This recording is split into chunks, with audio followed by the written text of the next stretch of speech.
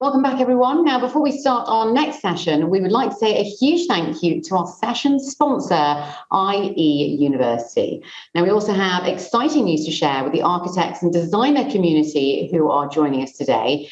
If you are interested in exploring innovations and would like to get inspired by new products, materials, and services to use in your upcoming projects, our new launch, Everything Architecture, is the place for you. Please do visit the Big 5 2022 virtual booth and talk to our team to find out more.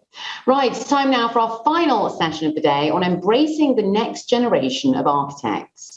Our final set of guests will now take a look at the current skills gap for the architecture and design sector, bridging the gap between advanced design and management skills and educational support.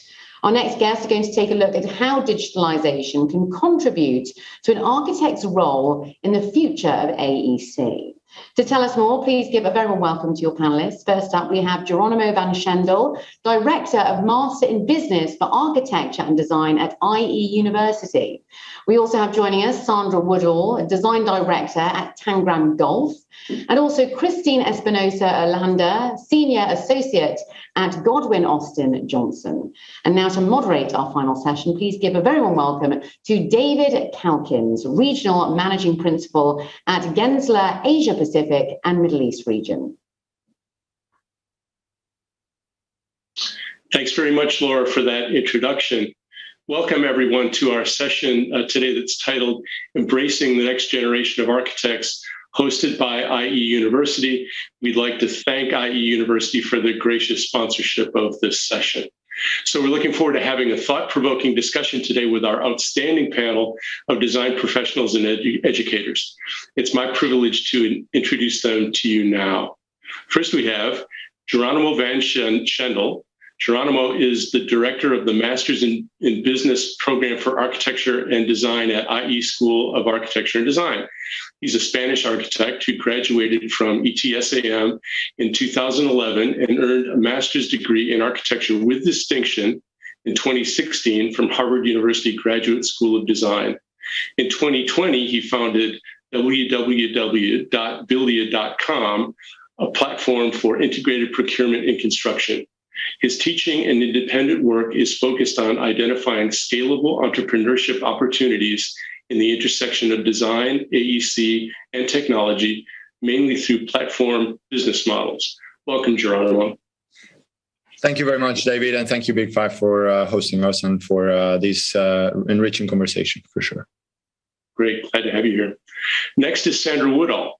Sandra is an award-winning designer and leader of Tangrams MENA Region Studio, who were recognized in 2019 as MENA Architecture Firm of the Year by the Middle East Economic Digest. She's a fellow of the Royal Institute of British Architects, a member of the Royal Society of Arts, and the Academy of Urbanism. She is also an RIBA regional ambassador working to promote UK design expertise internationally. UAE County Representative on the RIBA Gulf Chapter Committee. Hello, Sandra, and thanks for joining us. Thank you very much, David, and thank you to Big 5 for inviting me here today. And finally, we have Christine Espinosa Erlander. Christine is an experienced designer, accomplished architect, and is a senior associate with GAG, one of the largest and longest established UK architectural and design firms in the UAE. She is an international RIBA member, as well as a member of Integrated and Accredited Professional Organization of Architects, United Architects of the Philippines, Women in Architecture Group, and Urban Sketchers of Dubai. Christine is a keen advocate of sustainable design and has attained the LEED Green Associate credential. Welcome, Christine. We're glad to have you with us today. Hi, thank you so much for having me here. Thank you so much for that introduction, David. I am Christine Espinosa Orlando, and I am a senior associate for Godwin Austin Johnson. I've been with the company for more than 14 years, and professionally, I've been working as an architect for 17 years. The projects that I'm working on are hospitality projects and master plans and education, retail, and I'm mostly involved with the concept team, and that actually, and also client coordination and presentations with the meeting. I feel grateful and honored to be here alongside our esteemed panelists, and thank you so much for this opportunity. So on to our session topic, which again is entitled Embracing the Next Generation of Architects.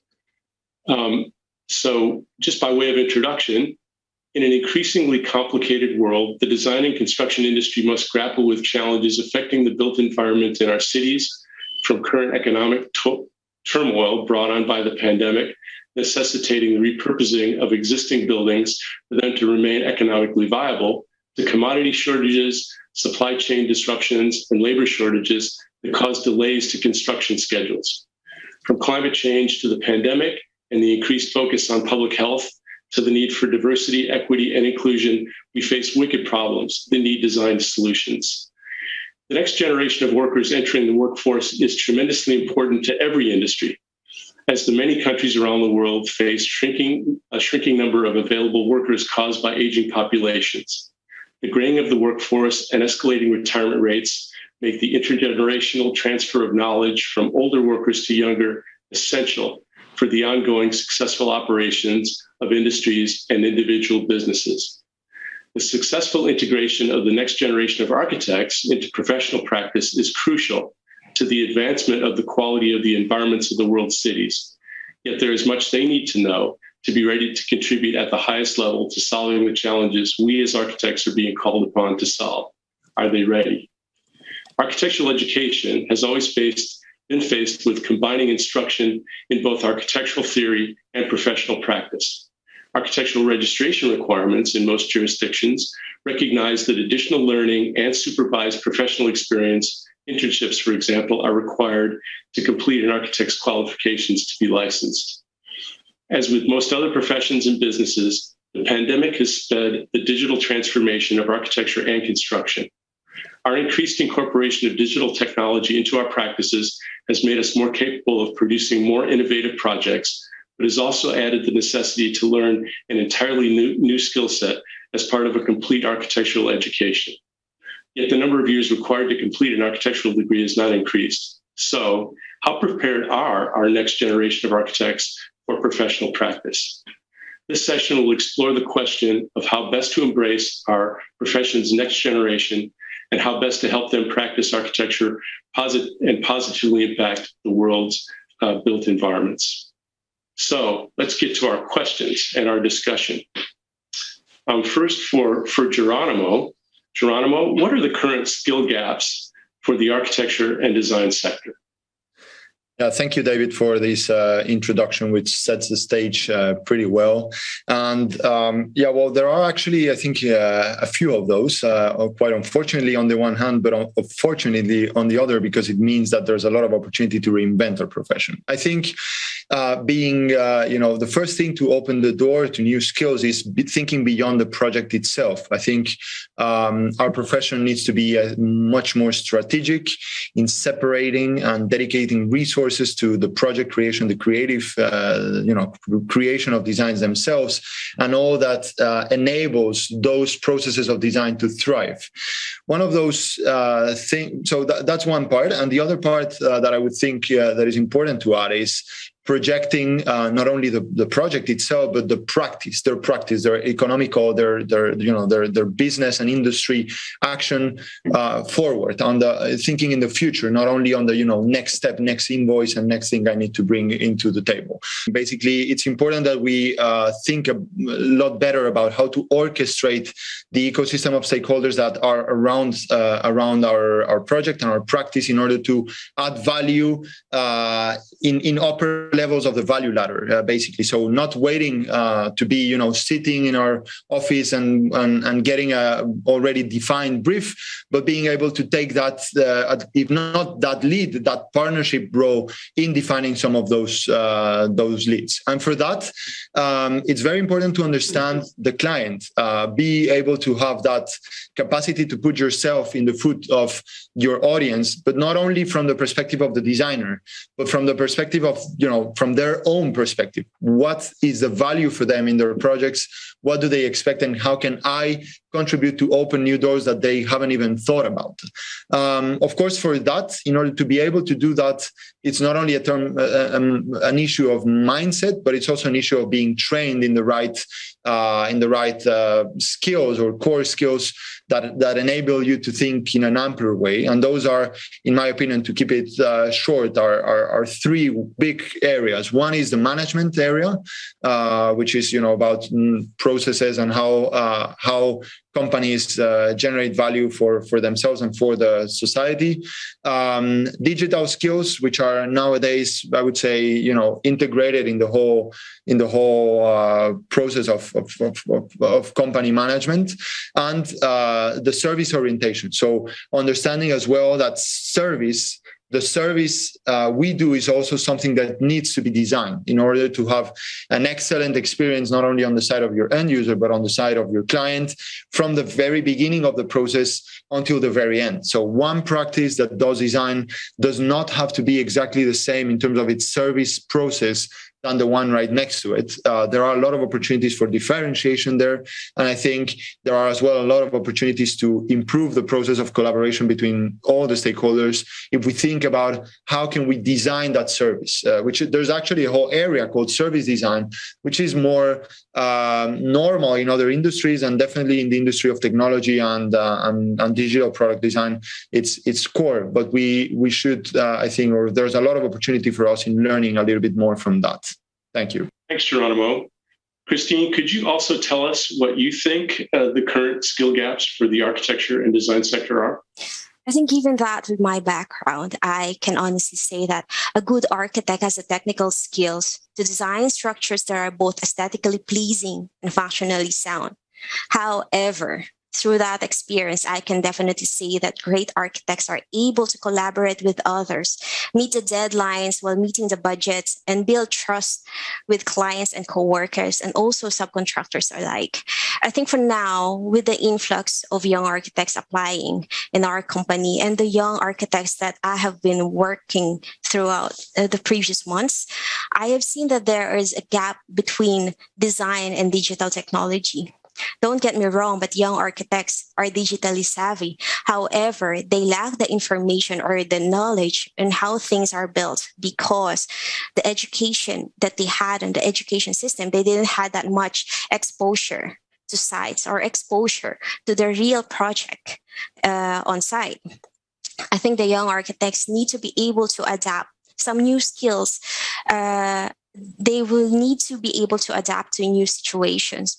They will be acquiring themselves new skills quickly because this is increasingly the demand now. Projects that used to run for 3 months, for example, the design stage that used to be running for 3 months is now lessened to 1 month, and sometimes a week, which is why there's a skill set that the young architects will have to be quick and also concise on the projects or the tasks that they do. Creativity sometimes is a skill set that's also lacking. I felt that with the young architects that I work with recently, the creativity and imagination is left with data-driven software. I like technology. I am for technology and digitalization. However, I feel that the creativity and also human touch, that's something that you cannot really automate. With the projects now being discussed collaboratively amongst different stakeholders, the skill set of the architects who are not able to communicate well, or they don't have that communication skill, actually results for that designer's reduced ability to influence the result. What I meant is that, for example, master plans, you are working with master plans, and this is alongside listening and hearing collaboration or hearing information or comments coming from different stakeholders. Now, if as an architect and as a designer, you lack that skill to communicate it further or communicate it clearly, that reduces your ability to influence the result or to push for your design, is because the stakeholders are much more enabled communication-wise verbally. And as well, I think for some time, let's say a semester, students should be required to draw or sketch instead, so that they would be able to gain themselves more intuitively answering queries or answering the design problems, and not just being left over for what is there in the internet or the data that they're capable of getting. Yeah, I think that's that. Maybe the thing as well with what happened with the pandemic last year, where most companies within the building industry had to cut jobs. As a result, the graduates are now competing against experienced architects who have been sidelined due to the pandemic. And however, it's quite risky to have entry-level architects, because at the first 2 years, you will train them, and at the time that they get into productive, they leave the company. But I've seen it in the company that I work with GAJ. They have invested in young architects and had gone their way to support them. These gaps are actually something that we can bridge together by just training them and influencing them or teaching them, or the young ones. Thanks, Christine. Okay, Geronimo, another question for you. How can we bridge the gap between advanced design and management skills? Yeah, thank you for that question, David. So I think we think that education is very important to understand it as not only a set of predetermined skills that are delivered through a program or through a session, but as a wonderful quality time and an opportunity for professionals, for bachelor students as well, to be in a risk-free environment, and that risk-free environment to be used to test new things. So in our way, what we do in the Master in Business for Architecture and Design and at IE School of Architecture and Design in general is to embrace, to take the risk in a way, the intellectual risk and the challenge to embrace business as a core part of design. In other words, to enable, to embrace business as an enabler of design. I was having a conversation a few days ago with one of our professors, who's a managing partner at Allies and Morrison in London, and they were saying, in the end, we have a lot of processes and a lot of strategies, both for business development, bringing clients, but also internal design processes that, if we knew, or if we across the board in our industry, if we knew very well how to optimize and how to think about those in the short, medium, and long term, we would be able to do a lot of different things that we are not simply not doing because we're overwhelmed by those. To give you a very, very tangible example, there's when a lot of international practices, win competitions, and then they start new offices in those locations. But it's quite often we see other practices that just win a commission or a competition in a location, and they dedicate the 100% of the time to delivering that competition, or that commission in that location, and do not take the opportunity to explore that market, to establish the social networks that are there, to optimize a process to engage with the networks in that location, to optimize a process of delivering design to these stakeholders. And as a result of that, the project is over, the budget and the opportunity to set that new office is over, and then suddenly you need to go back to your headquarters, right? Where there would be a phenomenal opportunity to be able to open that new market, if that's in the interest of the company. So I think bridging the gap between advanced design and management skills, of course, it's about the academic curriculum, and that's what we do in the different programs we have. But the first thing is to embrace management as an enabler of design. And I think that is something we do in a way that, in my opinion, is quite unique. Mm-hmm. Thanks, Geronimo. Christine, would you mind also answering that question, which is, how can we bridge the gap between advanced design and management skills? Okay. to bridge that gap, to be honest, I don't think the gap will ever close. So yeah, that's a fact. Today's practice has demonstrated that while excellence in design is required for success, it is by no means the only prerequisite. It is possible to think that the profession is developing into a multidisciplinary career. And just like what I mentioned, the master planning, for example, requires more integrated approach and collaboration with different experts. And this requires critical thinking and problem solving. And how we can bridge that is the same way that we approach our design process. What can we do to bridge the gap and probably go back to the roots where education is taught, strengthen the education system in which our architects and designers are originally taught? What if the architect's training or the young architect's training or the school's training, other than the artistic side and the aesthetic output or the creativity, is provided alongside the business skill set? Wouldn't that be great? Because that lessens, or that actually increases that we will be confident for that young architect that will enter the field, that they will not be blinded or overwhelmed with the demands of the industry because they had the exposure to the corporate world, or they would have that knowledge of business and the mindset. So I think because young architects sometimes would lack the exposure to the corporate world or even exposure to other professions. What if that is a bridge right there in the education system?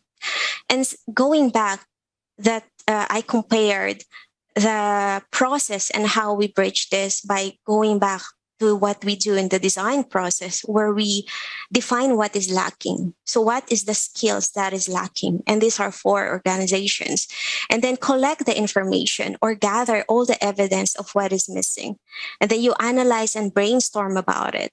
You can undertake skills mapping exercises like KPIs. There are key performance indicators given in companies. And from there, the results, that would be what the management will be able to study and go back into the company and develop the solutions or come up with creative ideas for feedback. And then you learn the opportunities that can be added into the company, or to gap that, to bridge that gap. Sorry about that. I bridge that gap between advanced digital and management skills. Then go back. Once you have that, you go back and improve the design. The same way with bridging the gap on the skill set. You engage your you engage your employees to create engaging learning experiences. You monitor the progress, and then you improve it. You go back, define what is that. I think that's just a process that we can actually do to bridge that gap. It's a process that we can all adapt with, and we can learn from the design process itself. Okay, Geronimo, one more question for you. How can educators support the next generation of architects to address design implications of business decisions and vice versa? Yeah, that's a great question. I mean, I think we are in an industry that has traditionally been in the fight between, what we call or people tend to call the corporate and the boutique offices, right? But then I think the last years have been quite a lesson. Last decade probably has been quite a lesson in seeing very big practices in a way thrive with models that are definitely big and that would be, a few years ago qualified or designated as corporate. So I think in the way that we can better support our students is informing them about the success cases that are around, bringing them close to these success stories by engaging with these companies and having the honest conversations. I think in our industry there is too much Of course, it never harms to see an architect speaking about his work. Of course, that's extremely valuable, and I very much enjoy those lectures. But I think there's perhaps not too much of that, but too little of, honest conversations about what's behind the scenes. How do we manage to, to become specialists in the education sector if we are doing that? How do we manage to convince the client that there was this or that risk to be taken in favor of his company, their company, the building they're doing, and so on? And that is done by building an ecosystem of connections between different companies that believe in the importance of the blend between business and design, bringing them closer to the education world and to the learning experience, and providing that to the students. For instance, we have something that is called the Business of Design lecture series, in which we have different practices from all over the world, and management people, strategic people, business development people, and design leaders come to speak about those things particularly, and asking the hard questions and being honest about, there isn't a single company that has been only the sum of multiple successes. There have been a lot of moments of struggle, of difficult negotiation, and of pivots and so on. And that's also important for our industry. So I would leave it there. Great, Geronimo. Thank you very much. Sandra, I've got a question for you. How can the architecture sector and education institutes mutually benefit through applied research collaboration? And also, what bureaucratic challenges do we need to overcome to do that? Thank you, David. Yes, it's a very, very interesting question.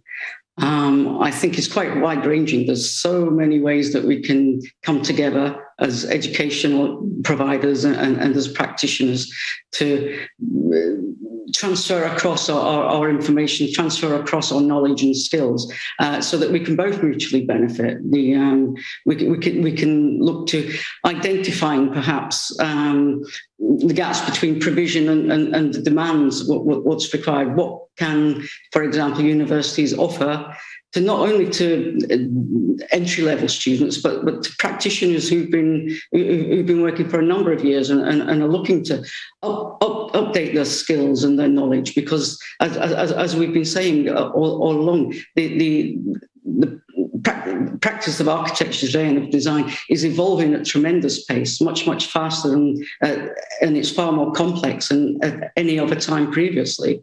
So there are a great deal of skills and tools and awareness which existing practitioners need to update themselves with and get to grips with. So there is room there where educators can work with practitioners to identify where those skill gaps need filling, and they can offer courses, workshops, boot camps even, to enable this information to be worked upon and to be garnered between academia and practitioner, and vice versa.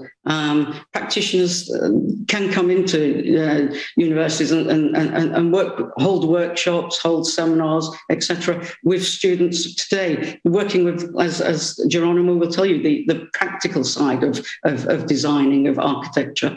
What it looks like in practice is not necessarily what it looks like from the books, from the paper, from what's the ideal scenario. Practice is very, very more involved and difficult than what could be envisaged from the outset. So that's one of the areas where it could be mutually beneficial.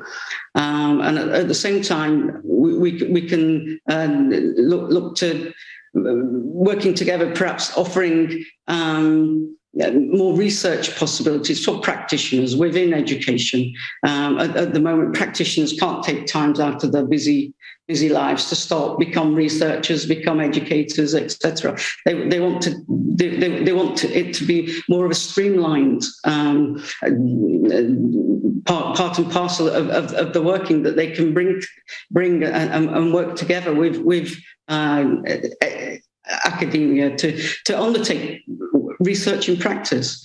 Architects, for example, most of the work that architects do is research, but it's just not formulated in a way that academia may necessarily recognise. There's practitioner courses, there's DBAs, MBAs, etc., where practitioners can take on board the academic side of things and become scholar practitioners. So there's a lot of ways that both academia and practice can start to come together to work in more detail, to offer more things that are more relevant to each other, I think, which could be very much a great way forward to bridge this gap that we have at the moment. Thanks, Sandra.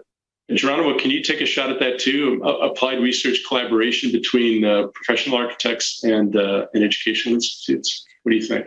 Thank you. And I must say that I agree greatly with what Sandra has said.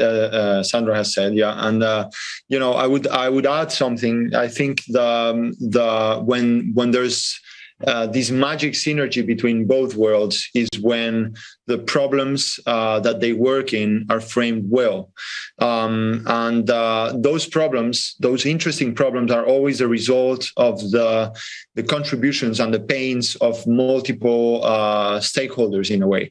So I might have my perspective about what is a problem in design, like, I don't know, industrialized construction. But if you speak at the same time as a designer with a construction company, and then you speak at the same time as a designer with an institution, an educational institution, and with a city that is managing, its industrial ecosystem and so on, suddenly the pain becomes much more richer, and that is really something where you can start working and adding real value and not sort of reinventing the wheel every time. So I think one of the key things is embracing the problem-finding process as a joint activity. So I am a company, I have these pains, I can definitely reach out to the university.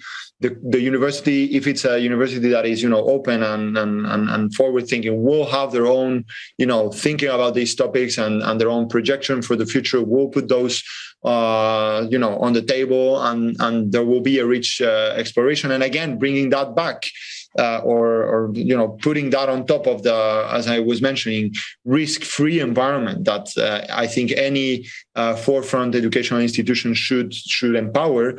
That delivers the perfect ecosystem for exploration of students and for finding new paths for research and advancement. To give you an example, for instance, we have a partnership with UN Studio, and in which UN Studio participates in our entrepreneurship lab, and we have defined a series of areas of development, of future forecasting in a way, and we work with their directors of design and their directors of forecasting and together as well with their spin-off company UN Sense, which is in the intersection between technology and design, to identify what are those areas, what are the interesting papers that are being published, and what are the pains of companies, real companies that are out there that are finding problems when they try to implement circularity, problems when they try to do more sustainable design, problems when they try to do international management of design teams and things like that. And we bring those to a challenge in class. And that challenge takes time to develop. And then there's a sort of conclusions from that, which are our bit of, our little contribution to the knowledge generation. And once and again ends up contributing to knowledge in the field. So I think, in short, joint approach for problem finding is one of the keys for me. Thanks, Geronimo. Sandra, I've got another question for you, staying with this professional and education sort of partnership theme. Should academia and industry come together to focus in developing bite-sized professional courses for continued skill development? It is, again, a very good question, David. And I think that it's a great opportunity for us to come together, academia and practice, to create content that will provide such bite-sized professional courses.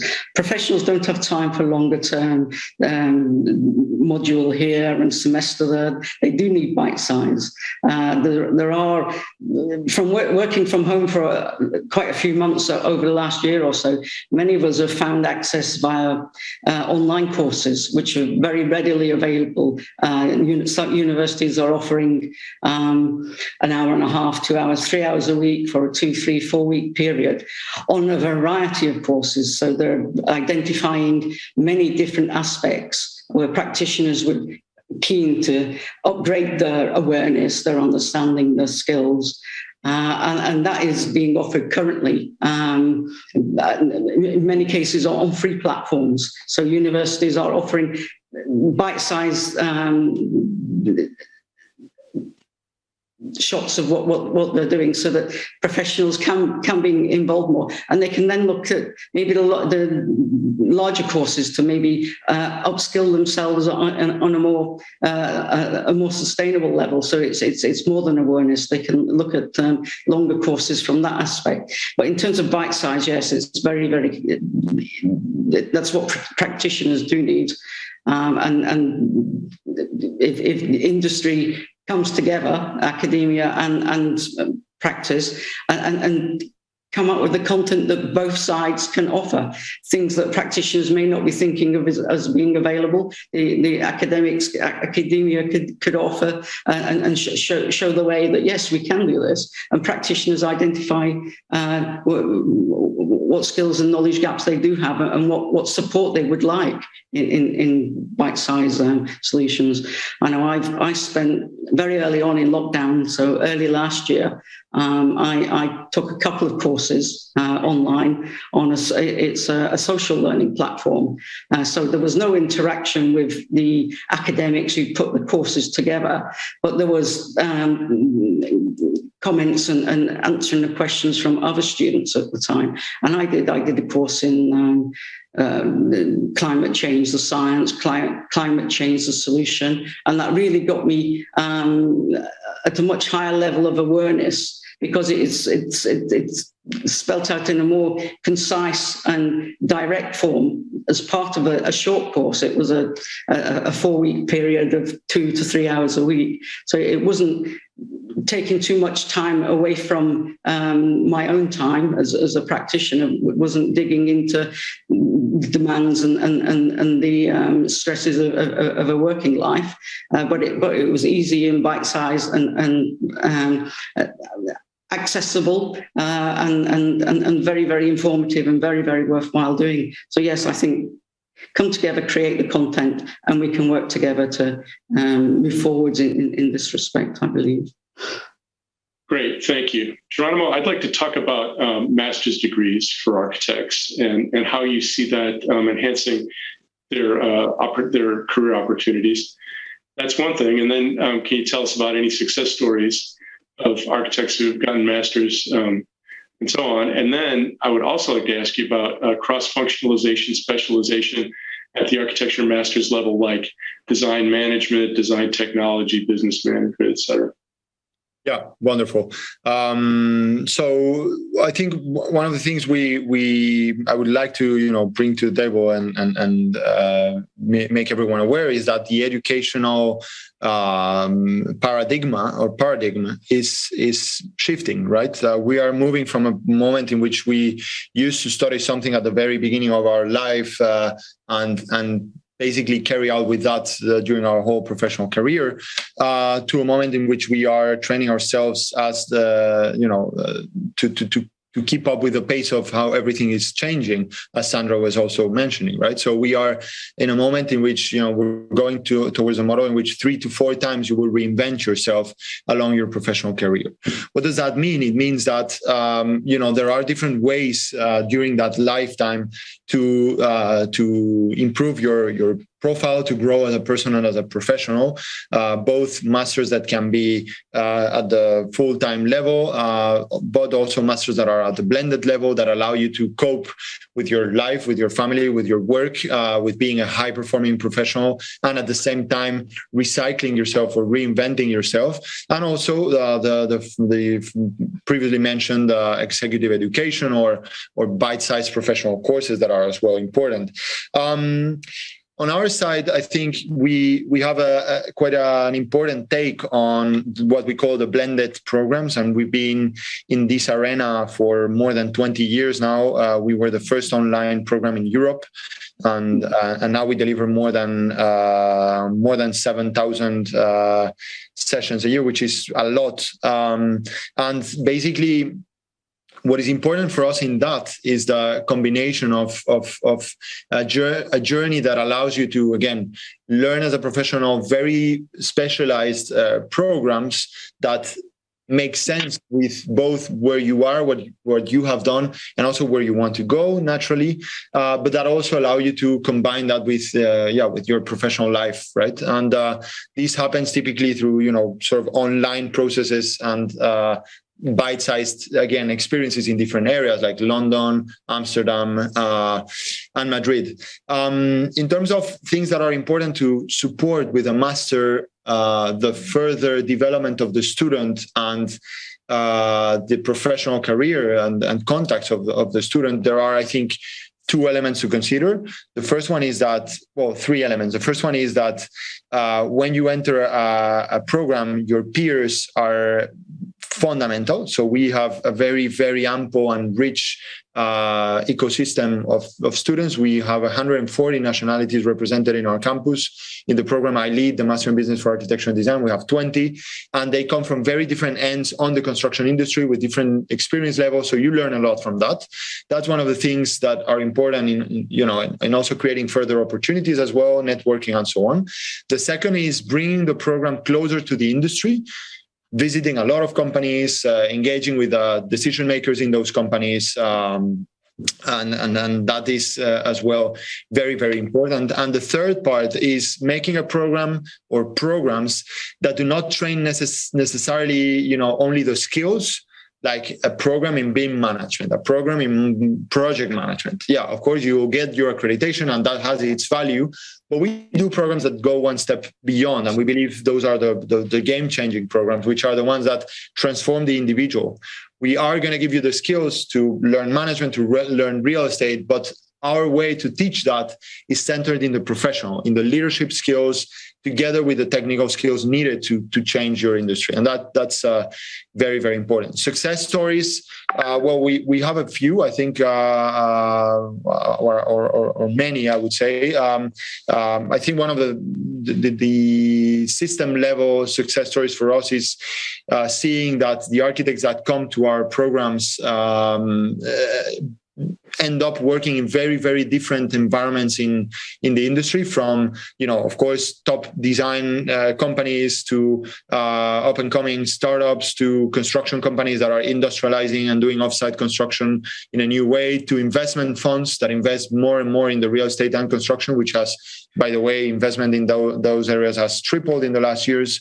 And that is quite important. And then the other success story for us, and something we follow very closely, is the entrepreneurial indicator. So how many of our students run their own companies, build their own startups, and so on? We have quite a few, not only design practices, but also, companies that are related to design, but not necessarily the traditional design practice. We have a student that recently has come up with a norm at a company that in Jordan is enabling the use of unused real estate to bring in like new functions, like having pop-up stores, but not only just the generic pop-up store, but a pop-up facility that allows, for instance, different companies that are trying new restaurant concepts to bring them in, test them for a week and leave, and then do that with different types of business lines. One is the cooking and industry, but there are different verticals that they are trying.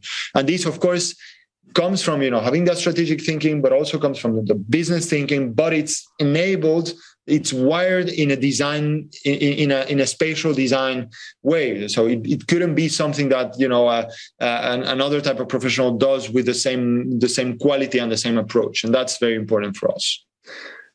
Great, thanks, Geronimo. One final question for Christine. Christine, how can digitalization contribute to the architect's role in the future of AEC? I I think the digital transformation is something that excites me.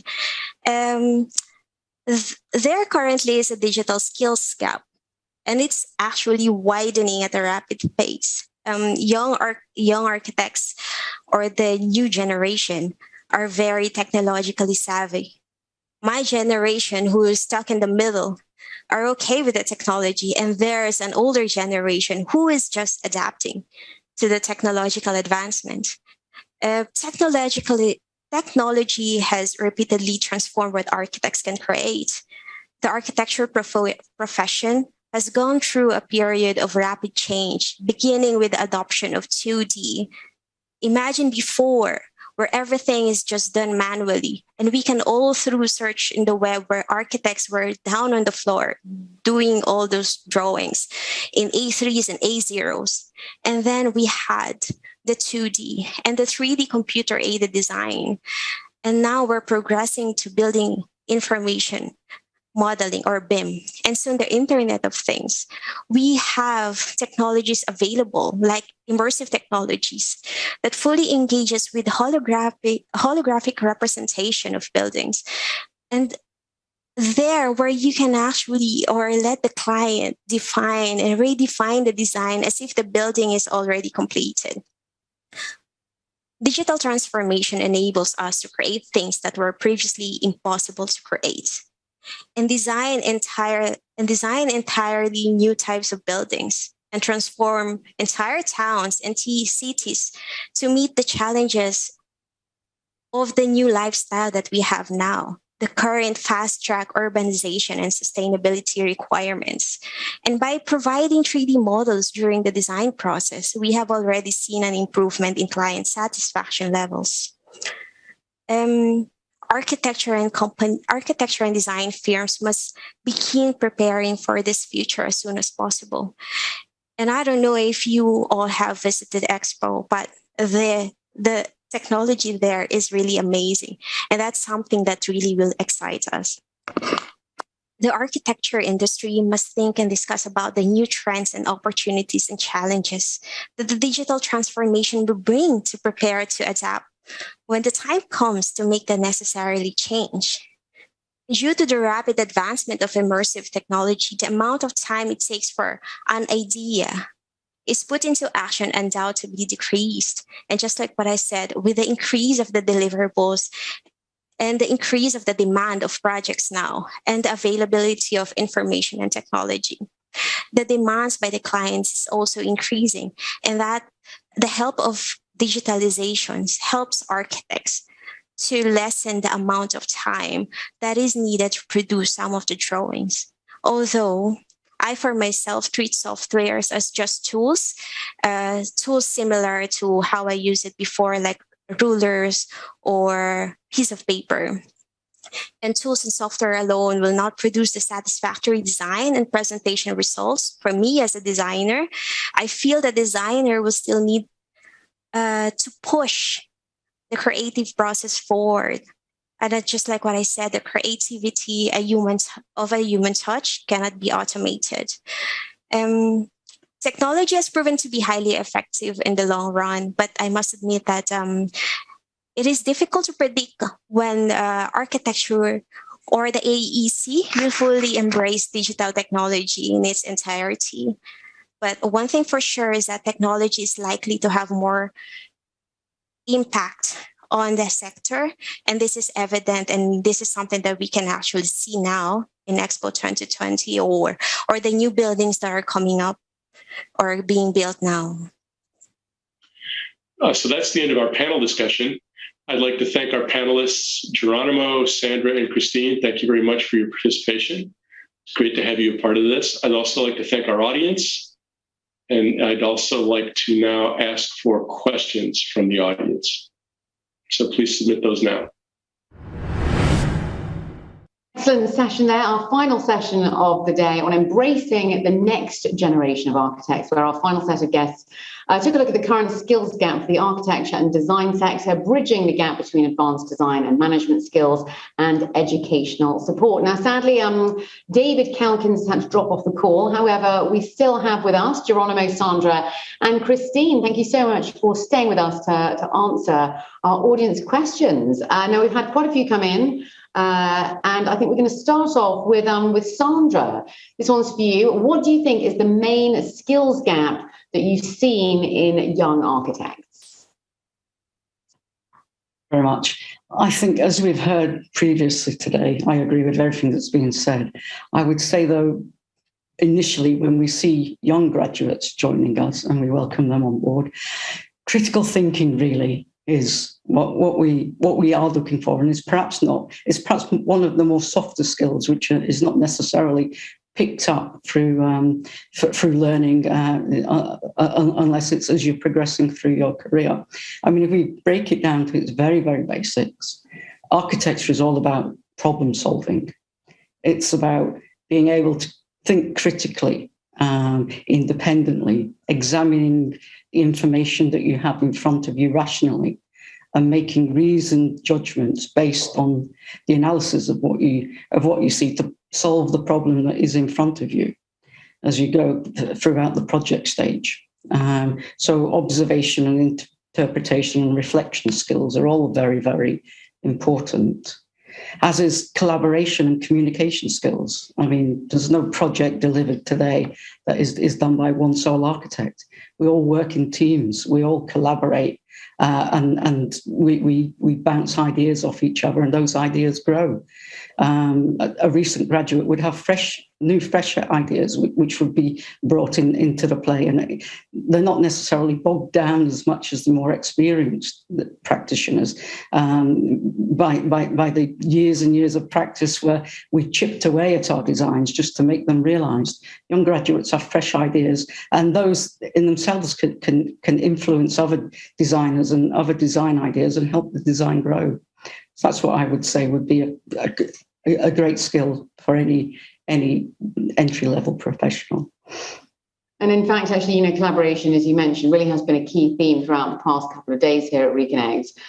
So yes, some very good points you've made there. Our next question has come through for Christine. Would you consider doing a master's course, and why? That's for Christine.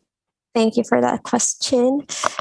Funnily, I'm actually in the process of application to IE University. I'm thinking of going back to university to earn a master's degree come 2022. My reason for going back is to get myself continuous learning and to meet more design professionals within the industry, because I've understand that the IE is offering blended learning courses. And for myself, who is actually in management level and also running my teams in the company, having that access for online learning and blended option is my choice, and that's actually meets my schedules. It would be obtaining the master's degree can assist me in my professional development. And I feel that during the course that I'm also learning throughout that master's degree, that I would be able to learn.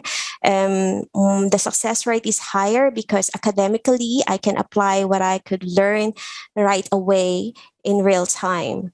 So yes, I would suggest applying for a master's, and I myself is considering that and in the process of application.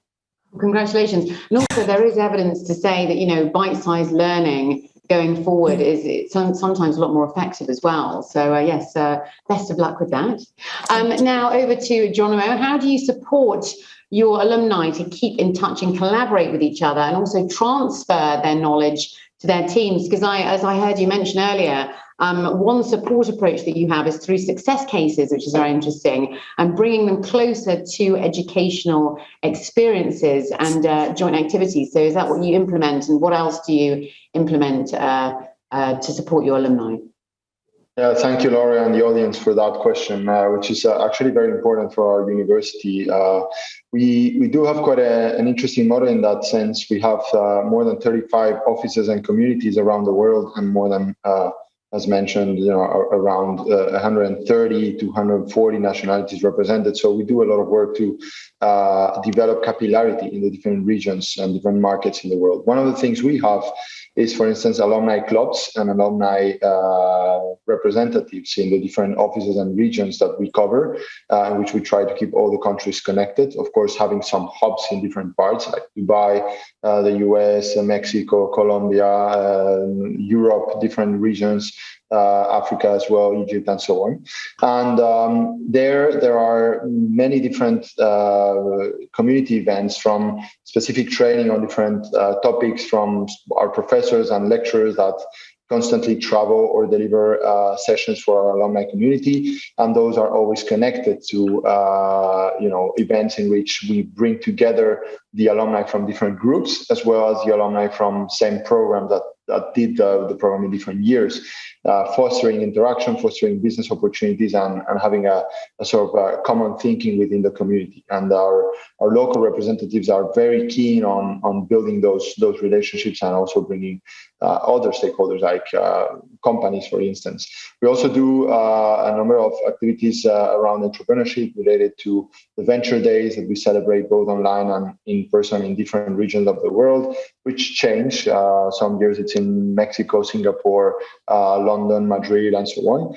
And then there are others that are online, and that also brings opportunities for students to learn about what other entrepreneurs in the university are really doing.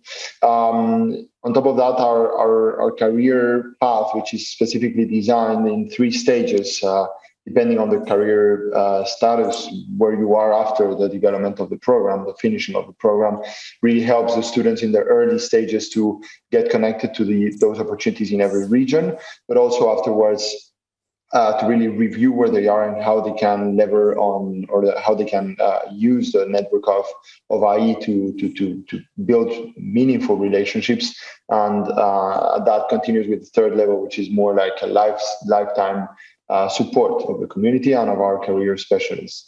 And then you mentioned something which is important, which is transferring the knowledge to their own teams. Well, I think that is something that, of course, it's very important that the person really understands that. And for that, what I would say the most important thing we do is training on leadership, our students. And we train on leadership at 3 levels. The first level is a personal one. What do you want to do? Why do you want to do it? Who are you? What are your strengths? What are your weaknesses? And all of that related to the architecture and design and construction industry. Second, what are your interpersonal goals and objectives? What is your role in your organization, whether it's your own company or whether it's a company of someone else?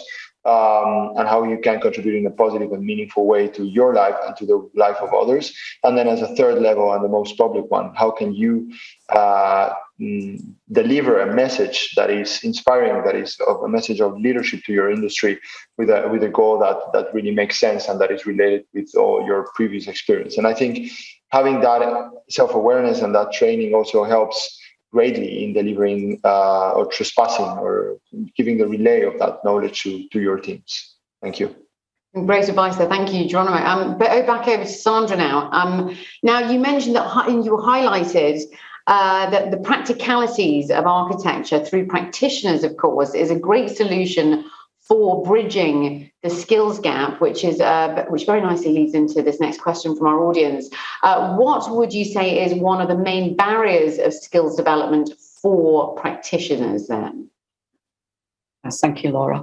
I think, well, the key one is the time factor. The pressures of practice, the deadlines that we work to day in, day out, give us very little space within our professional careers to make time to improve our skills and develop.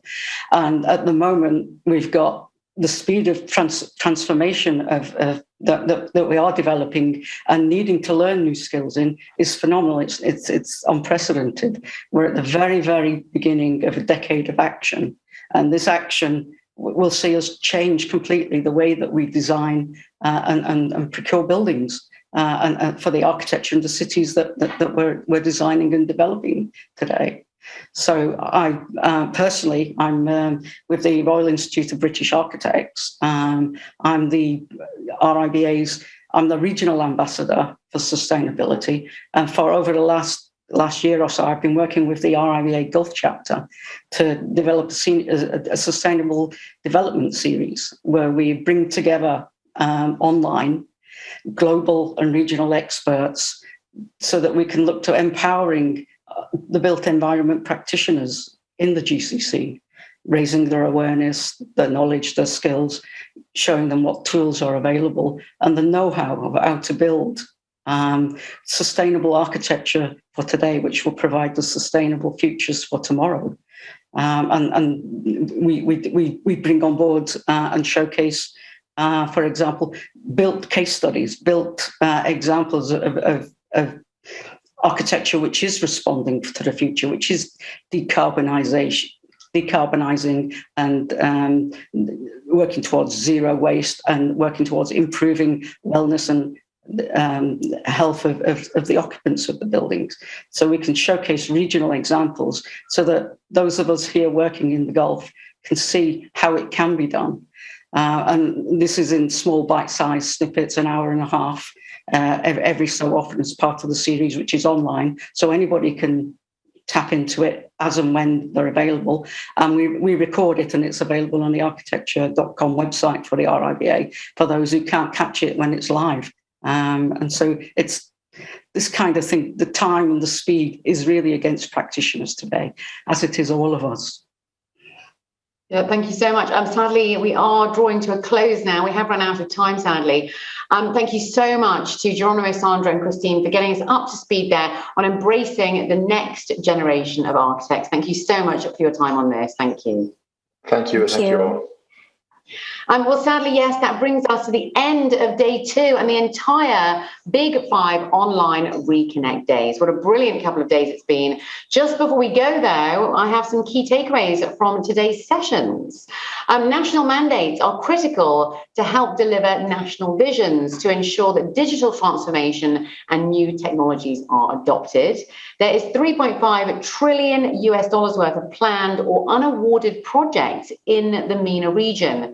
We need to embrace business as a core part and as an enabler of design. And the digital twin for the water infrastructure over at NEOM will be the first in the world. As I said, what a fantastic couple of days. And on behalf of the Big 5 team, we look very much forward to seeing you at the next live in-person edition of the Big 5 from the 5th to the 8th of December 2022 over at the Dubai World Trade Center. Many thanks.